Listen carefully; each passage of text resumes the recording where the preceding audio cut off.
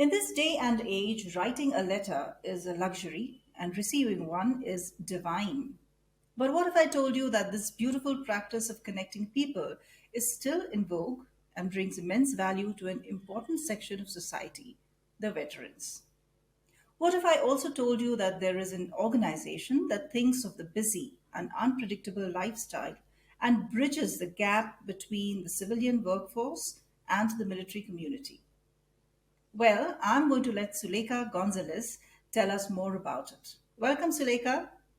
Let me introduce you to our audience. And Suleyka is the program manager for It's a Military Life. It's a nonprofit. Suleyka is a multi-potentiality mom of two, USMC spouse, and entrepreneur. She volunteers in the military community, providing support and resources to military spouses who are seeking employment, pursuing a degree, or simply needing a friend. Hi, good morning. Thank you for having me. Suleika, what I found out was that IML began as a lifestyle blog written by Christina H. Berger to bring the military community together, and now is a MILSO and VET networking community. Is that right? Yes, that is correct. So it's military life started in 2020. And like you mentioned, it started off as a blog and it has grown from that to different programs that support different aspects of the military lifestyle. Isn't that wonderful? I'm from a civilian background. I have immense regard for the military, for people who are connected to the military also. I do understand the different culture. And having said that, there is a time that military personnel transition into the civilian lifestyle, right? So, what are the challenges that are faced there? Okay. Well, there are different branches within the U.S. military, so I feel like maybe every branch might have its own trials and obstacles to overcome. But generally, you have to think about the military and its regiment. So everything is kind of we work by ranks, Yeah. or we are told what to do. The service member is told what to do, what's expected of them, and when you transition to the civilian, it's an entirely different world. I mean, people function differently, especially those that don't have any experience with the military background. The verbiage is different, the actions are different, the chains of commands are different, and it takes time, especially for those that have been doing it for 20, 25 years. It takes time to let go of that way of thinking and transition to a different way of thinking. Yeah. So, correct me if I'm wrong, but is it mostly frustration that creeps in because military life is extremely organized and regimental, and then coming back to society where things don't really work the way they do in the army. So, is there a little bit of frustration there? I think there's a little bit of frustration. There's also a little bit of anxiety, I would think, because there's so many unknowns and there's so many things that are regimented.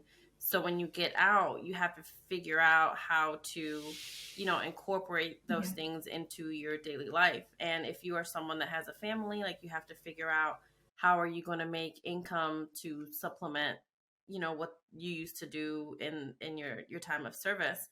And I think also maybe a little bit of fear, of not knowing what is going to happen after you get out. But I'm sure the military is taking care of that too, right? Once the transition takes place, it's not like they're completely left out in the cold, so to say. Well, they do have a transitioning course that military members take prior to exiting their time of service. But I think, well, we haven't experienced yet. My husband's still in, and we've got about 10 more years to retirement. But I believe that once you sign out and you're done, and Uh-huh. you get your DD 214, you're kind of done. Like, that's it. You have to figure figure things out on your own. So it's really hard for from that day that you transition, or from that day that you make the decision, that you're done, that you want to terminate your contract. Not only are you trying to figure out what you're going to do Right. next, but you still have a job, a duty, and responsibility within your branch of service. So it's really hard to have your 9 to 5 or 8 to 4 job, and within that time figure out how to plan the next steps for your life. So even though they do provide that course for you to transition, you still don't have that dedicated time to be able to plan and um, reach different sources and things like that. Right. And your nonprofit comes in there. That's how. So, what are the programs that you're running? So we have different programs. The one that I am currently a part of is It's a Military Connection. And what we try to do is we try to connect service members, veterans, and military spouses to the workforce, Mhm. whether that be entrepreneurship, or freelancing or a corporate job. And we want to provide some Mhm. skills. For example, military spouses, I know a lot of them may have just worked within the home, to take care of the children and kind of do what they can while their Yeah, service yeah, it can be member was daunting. at work. They might have that career gap. Yeah. Like maybe they haven't worked in 20 years or so. And to me, that would make me feel unprepared if, within Mhm. a year, my husband is going to get out and Mhm. we have to find jobs when I haven't worked in 20 years. So I need, you know, right. Like I need that support. So that's how we come in there. Maybe as a veteran, maybe you got out and got a job, but you don't really like the job that you have and you want to experience other opportunities. And you kind of need that support system to bridge that gap between where you're at and where you want to be. Same thing for transitioning service members. Once you get out, Mhm. they do have the GI Bill, which is something that you can use toward education. Like if you wanted to go back to school when you get out. Um, but maybe you don't know what you want to do. You don't know if you want to work or if you want to get a part-time job or if you want to pursue some type of degree. So we try and bridge that gap to kind of figure out the goals that you want and provide the resources and connect you to the people that will get you to where you want to be.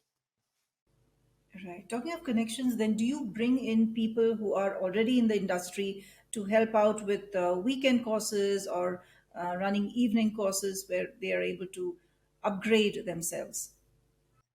Right. So what we're trying to do now, we have a 6-week cohort immersion program, and during these 6 weeks, we have a Google Classroom, and every week we will touch base on a different module, whether it be professional development, task and time management, communication, and work etiquette. So the participants will go through the course for 6 weeks, and every week they will cover a different topic. In addition to that, we have two speakers that will come on, and they will either accent what the students will be learning that week, or it's just a resource that they can have that will help them overall. Now, after the 6-week cohort, the plans that we have is to have different workshops and keynote speaking events throughout the year to provide extra insight for the participants. Okay, all right, and but I'm sure even the people who are transitioning, the military personnel, the veterans, they also have a lot to give to society, right? So the corporates can also benefit from these veterans. So is there some kind of give and take where they can also contribute something? Within our program, no, we're more doing the giving and the providing. The benefit that we do get, however, sometimes is, for example, if there's a service member that wants to be a mentor, or if there is a service member that is articulate in a specific field, whether that be cyber technology, public speaking, they can always donate their time back to the program. So if they want to mentor someone, or maybe if they want to come back and be a speaker, that's the way that they can give back through our organization. Lovely. And at any given time, how many personnel do you have? Participants attending. So right now, I just joined the program in November, so it's my first time going through the cohort. But I know we have an alumni group, and I believe it has 120 members right now. Oh, that's quite a number. Wow, that's quite a number. Wonderful. And are these people, men and women, part of uh, the entire cohort, or the families are also, I don't know whether I should use the word counseled, but are they also integrated into the program? So for us, it's the military connection. It's more or so the service member or the individual that's looking for employment. However, it's the military community as a whole contributes to the family. We also have it's a military child, and that program caters to the military family, military children. So whether you're homeschooling or families face certain challenges when it comes to always having to move, having to meet new people, different things. So that aspect of it, it's a military child is covered through that. We also have the Veteran Pen Pal project that focuses on military. I'm sorry, on focuses on veterans. And then we have it's a military outreach, and that program focuses on connecting service members to the community. Yeah, I love that pen pal thing. It sounds so beautiful. In this day and age, getting a letter from somebody, I think it's very touching. It instantly connects you. It's different from the digital media. I mean, sorry to say this. I don't know whether it's correct to say that. Because that's where everything is. It's so cold. Uh, being on digital media, but getting a letter written by somebody is beautiful. Do you have people respond? Do you have also a feedback like that from the veterans? Are they happy about it? So I haven't personally participated in the program just yet. But me just thinking about it, piggybacking off of what you said, how everything is digital now, I feel like receiving letters and tangible items is that much more special because it's something that is no longer, a top priority or first thought to mind. We always think, oh, just send them an email or just send them a text. So I feel like right now it's something special because it's not something people do that often. And the program director, Camille Deal, is looking to expand that not only to older veterans, but also to military spouses and transitioning service members. So I'm really excited to hear more about that. Let's take a break to understand what Chezuba is. Everyone at some point ponders on how this beautiful life can be made more meaningful. Maybe you're a leader trying to enhance your employees' experience at your organization. Or you already work for the community and seek volunteers with state of the art skills to strengthen your nonprofit. Whatever your situation, know that you can make a difference. Chezuba began with this very vision, a vision to facilitate every skill and every passion in the world in meeting a social need. Corporate volunteering has several benefits for both businesses and organizations. In parallel, experienced and enthusiastic volunteers join NGO workers, enabling them to serve the community more effectively. Chezuba offers everyone looking to add purpose and meaning to their lives a chance to connect or volunteer virtually with nonprofit organizations from over 100 countries around the world. Visit www.chezuba.net and explore opportunities to find meaning. Chezuba, your platform to do good. And now, back with our guest. Yeah, we have a program like that in India here, where people write letters to people who are posted in the army, and they are gone away from families for a long time, right? And they dedicate songs to them, and it is played on the radio. Yeah, and not only that, there are letters that go, and there is a festival here which we have Rakhis, something that is a Raksha. It's a festival. So basically, all the girls or the women will send a letter and the Rakhi, which is like a friendship band, and send it to people in the army. And it's a beautiful gesture. It is a beautiful gesture. Really? Wow, that's amazing. So, you have these outreach programs. What are the outreach programs that you conduct? The outreach program, it's something that the program director, Melissa Thicklin, is doing.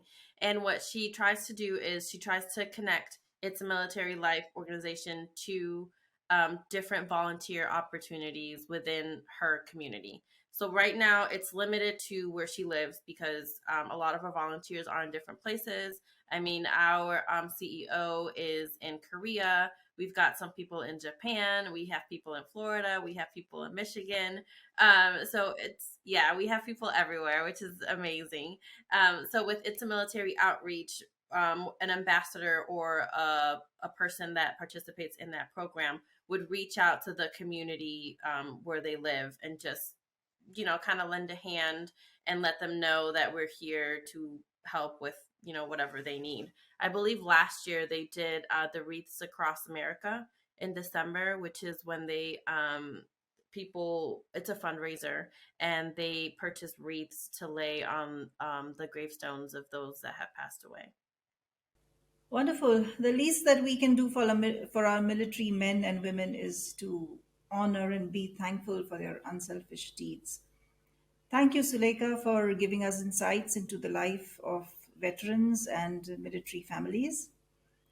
Um, may IML continue to be a beacon of support to all the brave hearts.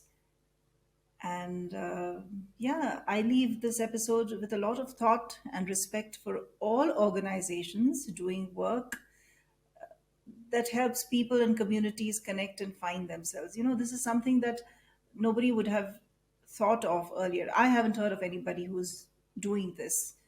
And it is just beautiful, very touching that you are doing. I'm sure somebody is, every person that is going through your program is gaining something and giving back with the same intention. That's just beautiful.